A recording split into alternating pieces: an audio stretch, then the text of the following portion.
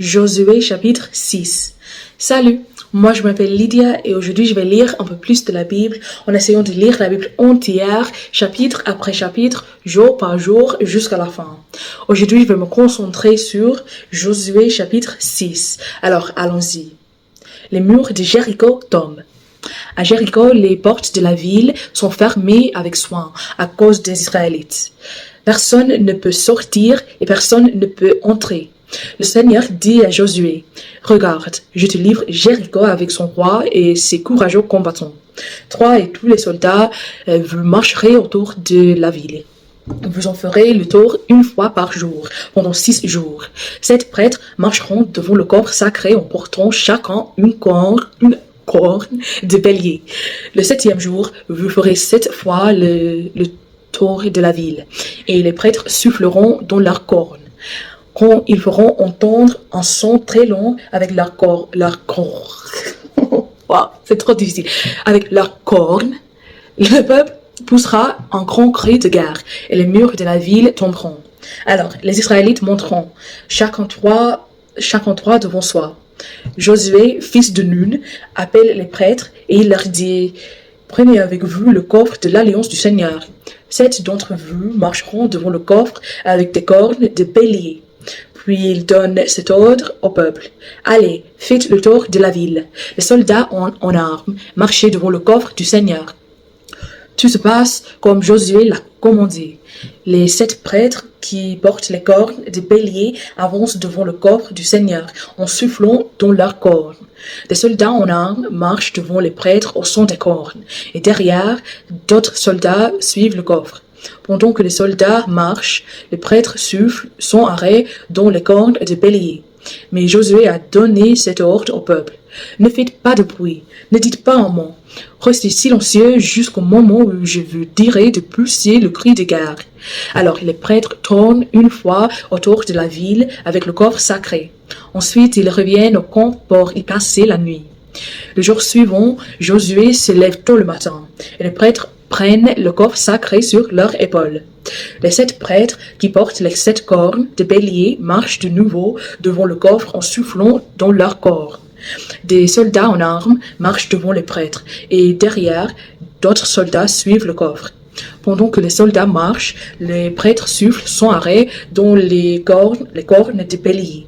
Le deuxième jour, ils font une fois le tour de la ville, puis ils reviennent au camp. Ils agissent ainsi pendant 6 jours. Le 7e jour, ils se lèvent avant le soleil et ils font 7 fois le tour de la ville de la même façon. C'est le seul jour où ils font 7 fois le tour de la ville. La 7e fois, quand les prêtres ont soufflé dans leur corne, Josué dit au peuple, « Poussez le cri de guerre. Le Seigneur vous a livré la ville. La ville et tout ce qu'elle contient est réservé au Seigneur. Elle doit donc être détruite. Nous laisserons en vie uniquement Rahab, la prostituée, et tous ceux qui sont dans sa maison, parce qu'elle a caché nos espions. Vous faites attention. Ne prenez rien de ce qui est interdit et doit être détruit. Sinon, vous ferez tomber le malheur sur le camp d'Israël, et il sera détruit. Tout l'argent, l'or et les objets en bronze et en fer, vous les consacrerez au Seigneur, et vous les mettrez dans son trésor. » Alors les prêtres soufflent dans leur couronne. Le peuple pousse un grand cri de guerre, et les murs de la ville tombent. Les Israélites montent tout de suite vers la ville, chacun trois devant soi, et ils la prennent. Ils font mourir tous ceux qui sont dans la ville, hommes et femmes, jeunes et vieux. Ils tuent aussi les bœufs, les moutons et les ânes. Josué laisse la vie à Rahab et à sa famille. Josué dit aux 2 hommes qui ont cherché à connaître la région de Jéricho, « Allez dans la maison de Rahab, la prostituée. Faites-la sortir avec toute sa famille, selon le serment que vous lui avez fait. » Les 2 espions vont chez elle. Ils emmènent Rahab, ses parents, ses frères et sœurs et toutes les autres personnes de sa famille. Ils les mettent à l'abri à l'extérieur du camp des Israélites. Ensuite, les Israélites brûlent la ville et tout ce qu'elle contient. Ils gardent seulement l'argent, l'or et les objets en bronze et en fer. Ils les placent dans le trésor dans la maison du Seigneur. Josué laisse en vie Rahab, la prostituée, et toutes les personnes de sa famille. En effet, il a caché les espions que Josué avait envoyés pour se renseigner sur la ville de Jéricho. À partir de ce moment, Rahab habite avec les Israélites. Aujourd'hui encore, les gens de sa famille vivent parmi eux.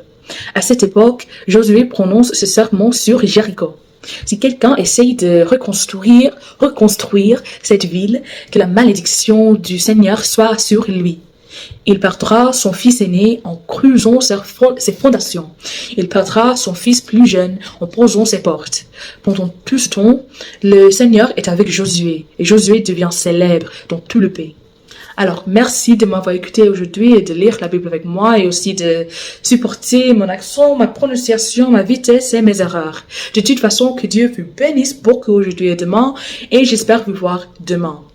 Également, si vous voulez regarder ces vidéos en bon ordre, il y a quelques playlists sur ma chaîne YouTube. Je lis la Bible en 3 langues.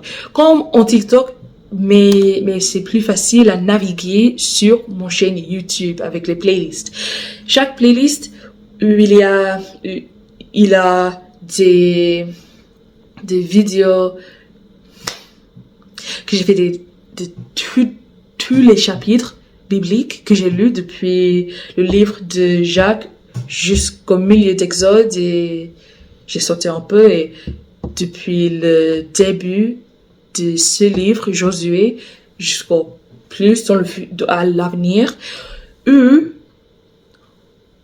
playlist pour un livre, comme une playlist pour Jacques, bleu, en 3 langues, anglais, français et espagnol. L'anglais, c'est ma langue maternelle et espagnol et français, je les ai apprises pendant l'école, il y a quelques années. Alors, sois patient avec moi parce que